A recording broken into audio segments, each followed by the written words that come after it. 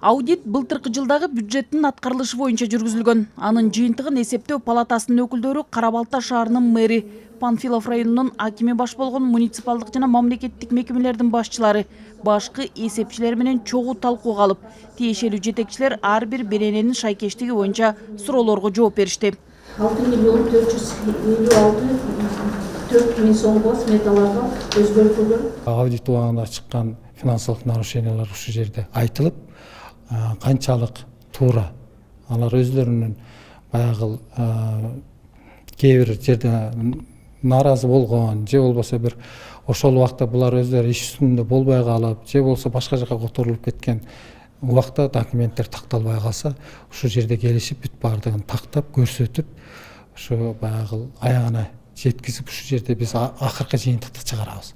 Аудиттин жыйынтыгы менен Кара Балта шаарынын бюджеттин аткарылышында одоно болбосо да майда барат каржылык дал келбестиктер аныкталган. Коллегияда бул чекиликтерди жоюу сунушу берилди.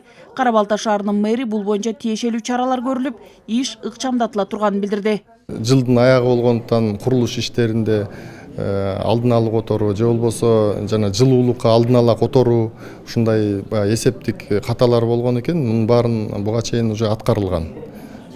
Тартиптер баардыгы ордуна келтирип такталган баары. Бирок ошого карабастан биз дагы жыйынтыгы менен өзүбүз дагы жыйын өткөрүп, тиешелүү адамдарга чара көрөбүз. Ушундай эле майда финансылык мыйзам бузуулар Панфилов районунда да аныкталган.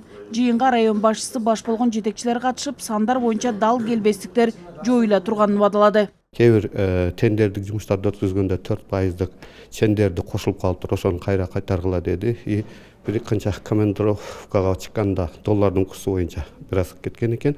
Андан сырткары бир 3-4 ай өкмөттө договор боюнча кызматка алган экен. Ошолорду туура эмес конкурстун негизинде деп салыштырды. Бирок эң жакшы өзгөчө нерсени айтып коюш керек. Палатанын кызматкерлери барып, түшүндүрүп, сунуштарын кылып, мурдага окшоп коркутуп үркүтпөй, могуну жаны мындай кылсаңыз жакшы болот, бул жаны мындай кыласыңар деп мындай добрососедский жакшы маанилде иш алып барышты. Мага ушул жагы өтө жакты. Эсептөө палатасынын Бишкек шаары Чүй жана Талас облусу боюнча аймактык бөлүмү одоно эмес финансылык мыйзам бузуулар болгондуктан ордуна келтирүү боюнча ооз-эки сунуштарды берди. Эгер одоно каржылык мыйзам аныкталса, документтер тиешелүү укук коргоо органдарына өткөрүлүп берилет, деди Эсептөө палатасынын аймактык бөлүмүнүн төрагасы. Нургүл Жумабекова, Азамат Кыдыр Токтоев, Ала Тоо 24.